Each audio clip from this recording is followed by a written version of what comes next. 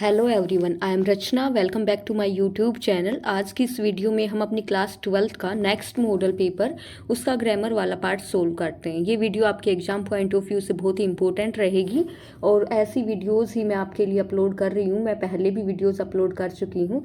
आपके 10 नंबर की पूरी तैयारी यहाँ से हो जाएगी, तो लगातार चैनल से जुड़े रहें। अगर सब्सक्राइब नहीं किया है चैनल को तो सब्सक्राइब कर लें और अपने दोस्तों के साथ शेयर भी करें। तो चलिए वीडियो को शुरू करते हैं। मे गॉड ब्लैंक यू, ठीक है। तो आप देखो यहाँ पे हमें फिल करना, fill in the blanks with correct form of verb. Form fill करनी है, वर्ब की करेक्ट फॉर्म, ठीक है। तो इससे पहले भी जो मैंने आपको मॉडल पेपर कराया था तो उसमें बताया था मैंने कि जब भी हमारे जो भी मोडाल्स होंगे, ठीक है, कहीं पे भी जो मोडाल्स होंगे उनके बाद हम always we use verb first form after modals, ठीक है। मोडाल्स के बाद हम वर्ब की फर्स्ट फॉर्म यूज करते हैं। तो यहाँ पे क्योंकि हमारा मे मोडाल है, ठीक है, तो यहाँ इस ब्लैंक में हम यूज करेंगे वर्ब की फर्स्ट फॉर्म जो कि है ब्लेस, ठीक है। तो option B is correct option. Correct answer यहाँ पे क्या रहेगा? ब्लेस। नेक्स्ट देखते हैं, does he blank to the temple every day. ये हमारा प्रेजेंट इंडेफिनेट टेंस का सेंटेंस है और इंटेरोगेटिव सेंटेंस है, ठीक है, क्वेश्चन मार्क वाला। तो इसमें ये कहा गया है क्या वो डेली टेम्पल में जाता है, ठीक है। डज ही, तो देखो इसकी स्ट्रक्चर क्या होती है, पहले हेल्पिंग वर्ब होती है, फिर सब्जेक्ट होता है, फिर वर्ब की फॉर्म होती है। क्योंकि ये प्रेजेंट इंडेफिनेट टेंस है, यहाँ पे डू या डज, डज का यहाँ यूज हो चुका है तो यहाँ वर्ब की फर्स्ट फॉर्म का यूज होगा। इंटेरोगेटिव सेंटेंस में वर्ब की फर्स्ट फॉर्म का यूज होगा। वहीं पे अगर सिंपल सेंटेंस रहता है तो वहाँ प्रेजेंट इंडेफिनेट टेंस में वर्ब की फर्स्ट फॉर्म एस या ई एस का यूज होता है, ठीक है। यहाँ आपके लिए जो इंपॉर्टेंट है वही मैं आपको बताती हूँ कि ये सेंटेंस हमारा इंटेरोगेटिव है तो यहाँ डज है, ठीक है, डज ही, तो वर्ब की फर्स्ट फॉर्म यूज होगी यहाँ, वर्ब की फर्स्ट फॉर्म। तो अब यहाँ पे देखो कौन सा वर्ब की फर्स्ट फॉर्म में दिया होगा है, गोज, ये गलत हो गया, गोन भी गलत है, वेंट भी गलत है। तो यहाँ पे जो करेक्ट रहेगा ऑप्शन नंबर डी जो कि हमारा है गो। गो यहाँ पे रहेगा correct answer, go. Does he go to the temple every day, क्या वो डेली टेम्पल में जाता है, ठीक है। चलो नेक्स्ट देखते हैं, इट ब्लैंक राइट नाउ। यहाँ कहा गया है, अब देखो ऑप्शन से हमें क्लियर हो रहा है कि ये बोला गया है कि बारिश हो रही है राइट नाउ।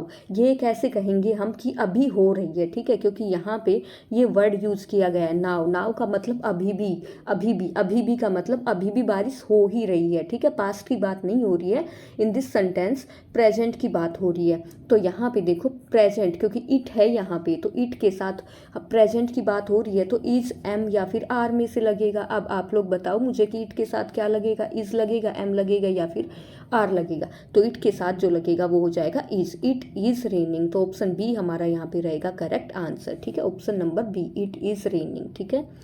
क्योंकि अगर आप ऑप्शन से भी देखो तो देखो यहाँ रेन है, यहाँ रेनिंग, यहाँ वर रेनिंग, ठीक है। और यहाँ पे पास्ट वाला क्यों नहीं, क्योंकि यहाँ पे ये नाउ वर्ड का यूज कर लिया गया। इससे क्लियर हो गया है हमें कि ये प्रेजेंट की बात कर रहा है, ठीक है। चलो नेक्स्ट देखते हैं, चेंज द नरेशन चेंज करनी है हमें। I said I am a student. तो यहाँ पे नरेशन में ये जो आई सैड ये वाला पार्ट है इसको बोलते हैं reporting verb. I am a student ये है रिपोर्टेड स्पीच, ठीक है। इसमें ध्यान देने योग्य बात ये होती है कि सेंटेंस देखना होता है कि सेंटेंस कैसा है। अब ये सेंटेंस हमारा सिंपल सेंटेंस है। जब हमारा सिंपल सेंटेंस होता है और वहाँ पे सिंपल सेंटेंस में सैड होता है तो जब हम उसका इनडायरेक्ट स्पीच में बनाते हैं तो सैड का सैड ही रहता है, ठीक है। अगर यहाँ पे होता सैड टू तो उसका बदल के हम लिख देते टोल्ड, ठीक है। बट क्योंकि यहाँ पे सैड है तो सैड का सैड ही रहेगा, ठीक है। ये चीज़ क्लियर हुई। इसके बाद रिपोर्टिंग वर्ब और स्पीच को जोड़ने के लिए हम दैट कनेक्टर का यूज़ करेंगे, दैट, ठीक है। अब देखो यहाँ पे ये आई है, आई फर्स्ट पर्सन जो कि चेंज होता है सब्जेक्ट के अकॉर्डिंग। बट यहाँ पे हमारा सब्जेक्ट किसका देखना है हमें, रिपोर्टिंग वर्ब का सब्जेक्ट देखना है। ये जो पहले वाला पार्ट है इसका सब्जेक्ट देखना है। इसका सब्जेक्ट भी आई है, मतलब यहाँ पे कुछ बदलाव नहीं होगा। यहाँ भी आई है, यहाँ भी आई है, तो मतलब यहाँ सेम एज इट इज ही रहेगा। फिर रूल्स होते हैं टेंस के कि जब इज एम आर जहाँ पे होता है तो वो चेंज होके किस में बन जाता है, वोज या फिर वर में चेंज होता है। अब ध्यान देना है कि आई के साथ किसका यूज होगा, वोज का यूज होगा या फिर वर का। तो ऑब्वियसली आई के साथ वोज का यूज होगा, आई वोज ए स्टूडेंट। तो ऑप्शन नंबर ए हो जाएगा हमारा correct answer. I said that I was a student, मैंने कहा था कि मैं एक स्टूडेंट था, ठीक है। ये हो जाएगा हमारा करेक्ट आंसर। नेक्स्ट देख लेते हैं, I said he was my senior in the school. यहाँ पे देखो ये जो इतना पार्ट हो गया रिपोर्टिंग वर्ब का, और ये जो हो गया इन्वर्टेड कोमास में रिपोर्टेड स्पीच का हो गया। तो मैंने अभी ऊपर भी आपको बताया है कि ऐसे में हम कनेक्टर दैट का यूज़ करते हैं, और यहाँ पे अगर सैड है तो सैड का सैड ही रहेगा। तो इतना क्लियर हुआ, यहाँ पर इतना क्लियर हुआ आई सैड दैट, ठीक है, आई सैड दैट तक। अब यहाँ पे ही है हमारा, ही थर्ड पर्सन है, ठीक है, ही सी इट या फिर किसी का नेम होता है वो थर्ड पर्सन होता है, SON 1 2 3। तो ये क्या हो गया कि first person change according to subject, second according to object and third person doesn't change, ठीक है। तो यहाँ पे ही का कोई भी चेंज नहीं होगा। इतना होने के बाद आई सेड दैट ही। अब देखो यहाँ पे जो वोज है, तो जब हमारा डायरेक्ट स्पीच में वोज या फिर वर होता है तो इनडायरेक्ट में वो चेंज हो जाता है हैड बीन में, ठीक है। तो अगर आप लोगों को ये पता होगा कि ये किस में चेंज होता है, टेंस के रूल्स आपको याद होंगे, तो आप फिर डायरेक्टली ऑप्शन पे जाके भी चूज कर सकते हो, ठीक है। तो यहाँ क्या हो गया, that I said that he had been my senior in school. आगे देखो इतना हो गया कि यहाँ ये चेंज हो जाएगा वोज वर हैड बीन में। अब माई देखो, माई कौन सा पर्सन है, फर्स्ट पर्सन। माई मतलब माई का सब्जेक्टिव केस क्या है, आई है। आई कौन सा पर्सन है, फर्स्ट पर्सन है, ठीक है। अब ये माई क्या है, ये पॉजेसिव एडजेक्टिव है, और ये चेंज होगा किसके अकॉर्डिंग, अभी अभी मैंने आपको बताया SON 1 2 3, मतलब सब्जेक्ट के अकॉर्डिंग चेंज होगा। तो सब्जेक्ट पहले ही यहाँ पे आई दिया हुआ है, ठीक है, तो इसलिए ये यहाँ पे सेम टू सेम माई का माई ही रहेगा, कुछ भी चेंज नहीं होगा, ठीक है। समझ आया होगा कि आई का क्या, आई का माई बना हुआ है, ठीक है, मतलब माई का आई मैंने बता दिया आपको। तो माई ये जो भी मतलब यहाँ पे पॉजेसिव केस का यूज हुआ है, तो यहाँ ये जो सब्जेक्ट है इसका भी पॉजेसिव केस ही हमें यहाँ पे यूज करना है। तो इसका पॉजेसिव केस तो यही रहेगा, पॉजेसिव एडजेक्टिव, तो यही माई ही बनेगा, इसलिए यहाँ पे माई का माई ही आएगा, ठीक है। तो हमारा जो करेक्ट हो गया वो हो गया I said that he had been my senior in school. ये जिस भी ऑप्शन में रहेगा वो हो जाएगा हमारा करेक्ट आंसर। तो यहाँ पे ऑप्शन डी हमारा रहेगा correct answer, I said that he had been my senior in school. चलो नेक्स्ट देखते हैं हम अपना, we said we all love our country, ठीक है। अब यहाँ पे एक चीज़ हमें ध्यान रखनी होती है कि जब जब या तो हमारा ये जो रिपोर्टिंग वर्ब किस सेंस में हमारे जो रिपोर्टेड स्पीच क्या, देखो फिर से बताती हूँ, ये इतना पार्ट है क्या है, रिपोर्टिंग वर्ब, और ये जो बाद वाला इन्वर्टेड कोमाज वाला पार्ट है ये है रिपोर्टेड स्पीच, ठीक है। तो कुछ एक कंडीशन होती है, जब हमारी ये जो रिपोर्टेड स्पीच है, रिपोर्टेड स्पीच का टेंस चेंज नहीं होता है, तो वो कंडीशन क्या क्या होती है।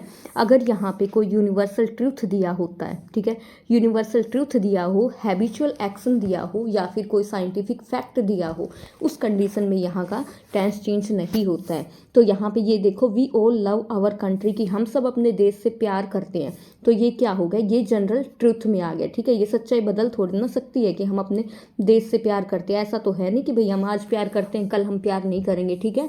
तो इसलिए यहाँ पे ये जो इसका टेंस है वो चेंज नहीं होगा। कहने का मतलब यहाँ पे जो ये लव है वर्ब की फर्स्ट फॉर्म यूज हुई है ना, तो इसका कोई भी टेंस चेंज नहीं होगा, बल्कि सिंपल एज इट इज यही वाला सेम लिख दिया जाएगा, टेंस यहाँ पे चेंज नहीं होगा, ठीक है। तो देखो क्या बन जाएगा, we said that we all love our country, ये हो जाएगा हमारा राइट आंसर। तो ये जिस भी ऑप्शन में है वो राइट हो जाएगा हमारा। तो देखो ये जो फर्स्ट में से है, सेकंड में भी सी है, अब सी और डी है जिसमें कि सैड है। अब इनमें से हमें चूज करना है कि कौन सा हमारा रहेगा करेक्ट आंसर। तो सी वाला हमारा जाएगा correct answer, we said that we all love our country, ठीक है, क्योंकि यहाँ पे दे दिया गया है और हमने तो बात की है कि हम सब अपने देश से प्यार करते हैं, तो ऑप्शन सी यहाँ पे रहेगा हमारा बिल्कुल करेक्ट ऑप्शन, ऑप्शन नंबर सी।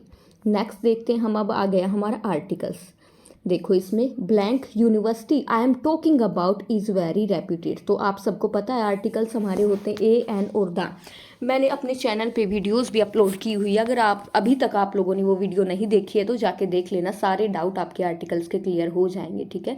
आर्टिकल भी, बाकी नरेशन भी, वॉइस भी मैंने चैनल पे अपलोड की हुई है, अभी भी बताती हूँ, यहाँ भी आपको सब समझ आ जाएगा क्लियरली। तो देखो हमने बताया आपको कि दा का यूज़ तो कब होता है, किसी स्पेसिफिक चीज़ के लिए दा का यूज़ होता है, ठीक है।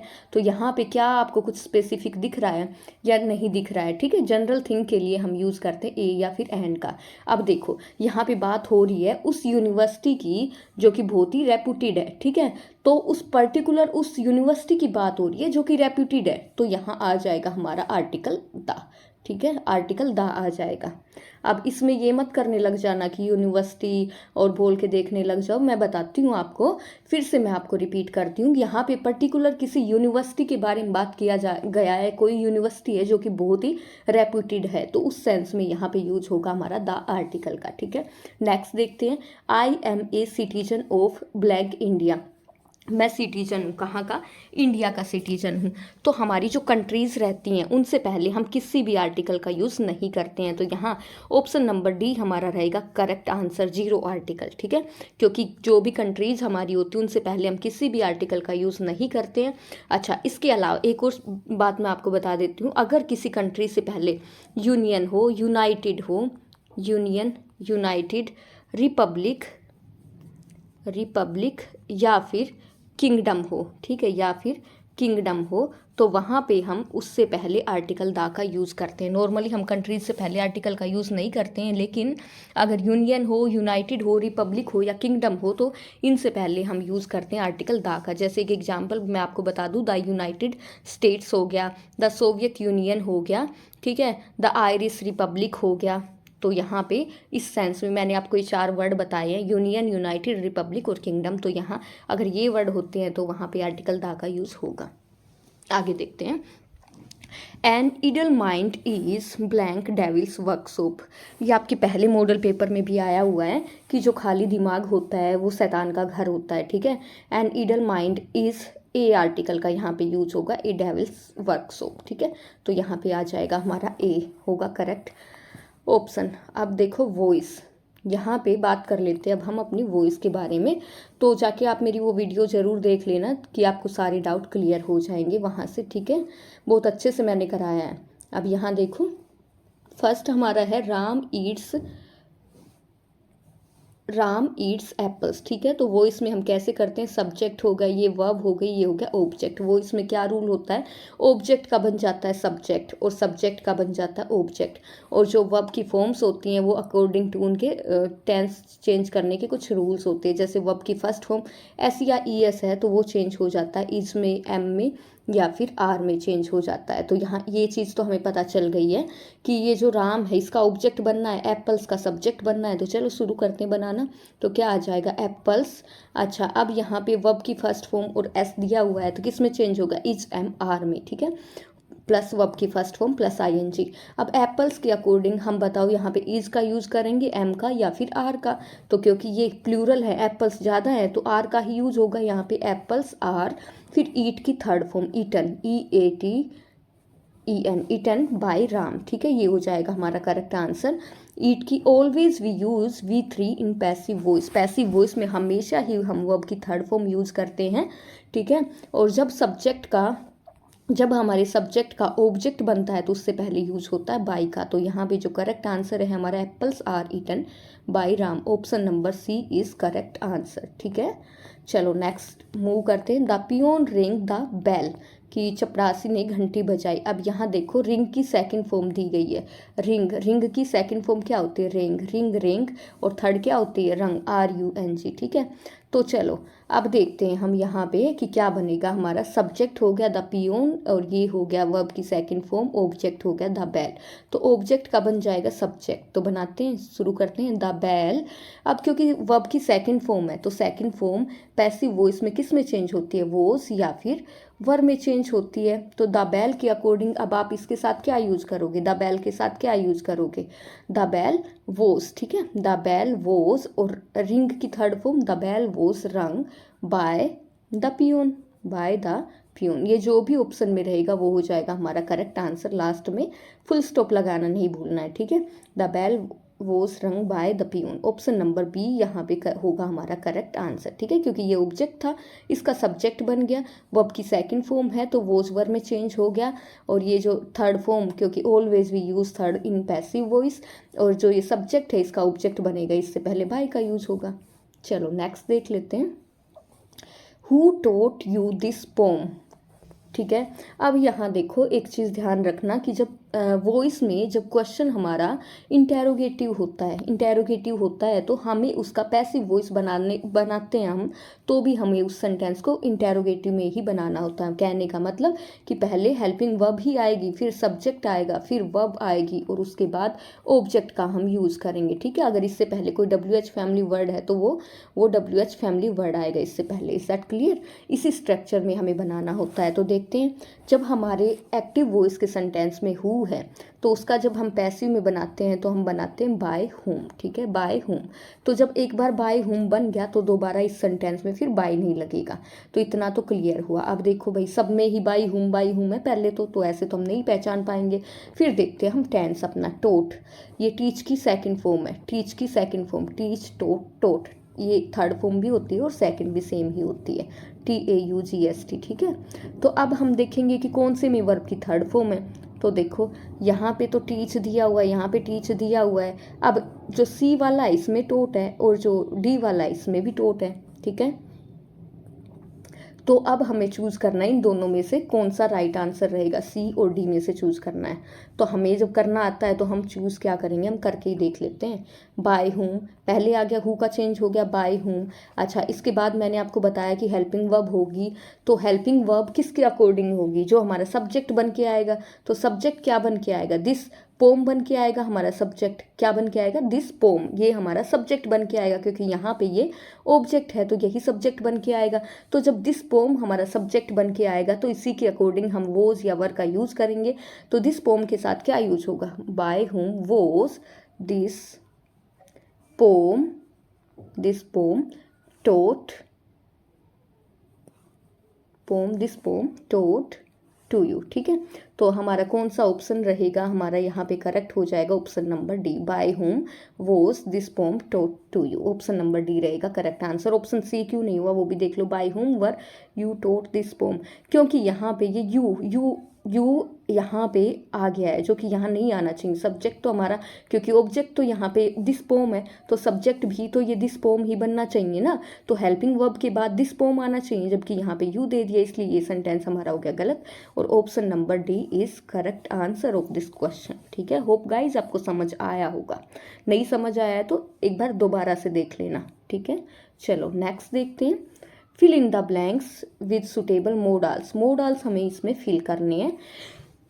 यू ब्लैंक क्विट स्मोकिंग, तुम्हें स्मोकिंग छोड़ देनी चाहिए। You are going to get cancer, तुम्हें कैंसर होने वाली है, तुम्हें मतलब कैंसर से पीड़ित हो जाओगे ऐसे ही करते रहोगे तो देखो इस सेंस में छोड़ देनी चाहिए कि सेंस में हम दो मोडाल्स का यूज़ करते हैं, एक तो शुड का और एक मस्ट का यूज़ करते हैं।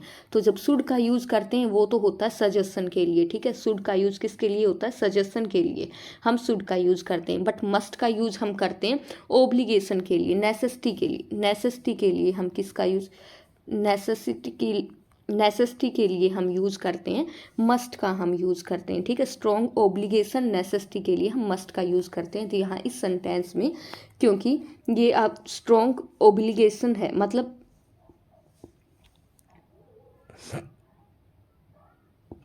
इस सेंटेंस में नेसेसिटी है तो वहाँ हम यूज़ करेंगे। इस सेंटेंस में हमारा हो जाएगा must correct answer, must, you must quit smoking. Option number D correct answer. Next देखो, you blank drive fast we might miss the flight. ये कह रहे हैं कि we might miss the flight. यहाँ इस सेंटेंस का कहने का मतलब ये है कि तुम तेज़ चलाओ, तुम्हें तेज़ चलाना चाहिए, नहीं तो we might miss the flight, हम फ्लाइट हमारी मिस भी हो सकती है, ठीक है।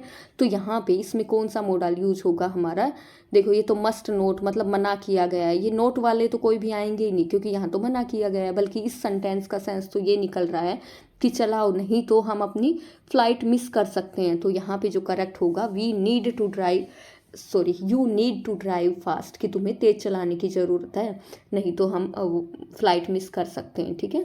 तो क्या आ जाएगा हमारा यहाँ पे correct, you need to drive fast, ठीक है। अगर ये देखो, अब मैं आपको फिर एक और बताती हूँ। अगर आप सोच रहे हो कि ये नोट वाला क्यों नहीं आया, तो देखो सेंटेंस भी तो बना के देखना पड़ता है। यू नीड नोट, ऐसा कौन बोलेगा कि तुम्हें तेज चलाने की ज़रूरत नहीं है, हम फ्लाइट मिस कर जाएंगे। ऐसा तो कोई भी नहीं बोलेगा ना, यही बोलेगा ना कि तुम तेज चलाओ नहीं तो हम फ्लाइट हमारी मिस हो जाएगी। ठीक है, ये बाद वाला सेंटेंस है, इससे पहले वाले सेंटेंस की सेंस हमें पता चल रही है। ठीक है, इसलिए हमने यहाँ पे नीड टू का यूज़ किया है। चलो नेक्स्ट देख लेते। Blank you like to have tea और कॉफ़ी। ठीक है, तो इसमें क्या आ जाएगा, हमारा यूज होगा यहाँ पे वुड मोडाल का यहाँ पे यूज होगा। किसके लिए वुड का यूज होता है? पोलाइट ऑफर के लिए, फॉर्मल रिक्वेस्ट के लिए, पोलाइट रिक्वेस्ट के लिए हम जो यूज़ करते हैं वो है हमारा वुड मोडाल। तो यहाँ इस सेंटेंस की सेंस में पोलाइट ऑफर के लिए, ठीक है, पोलाइट ऑफर के लिए यहाँ पे यूज हुआ है किसका? वुड का, कि क्या आप कॉफ़ी या टी लोगे। ठीक है, तो किसके लिए यूज हुआ है? पोलाइट रिक्वेस्ट के लिए यूज हुआ है। तो स्टूडेंट्स, होप आपको ये वीडियो अच्छी लगी होगी, आपको सब जो भी मैंने समझाया वो आपको अच्छे से समझ आया होगा। अगर कुछ ना समझ आया है तो you can write in comment. मैं आप लोगों के लिए बहुत ही मेहनत कर रही हूँ। ठीक है, ये वीडियोस ऐसे ही नहीं बन जाते, इनके पीछे भी एफर्ट करना पड़ता है। तो आप लोग कम से कम इतना तो कर ही सकते हो कि चैनल को सब्सक्राइब कर लो, वीडियो को लाइक कर दो, शेयर कर दो। चैनल को तो कम से कम आप मेरे चैनल को तो सपोर्ट कर सकते हो ना। सो प्लीज़, अगर किसी ने अभी तक सब्सक्राइब नहीं किया है तो चैनल को सब्सक्राइब कर लें। थैंक्स फॉर वॉचिंग, मिलते हैं नेक्स्ट वीडियो में।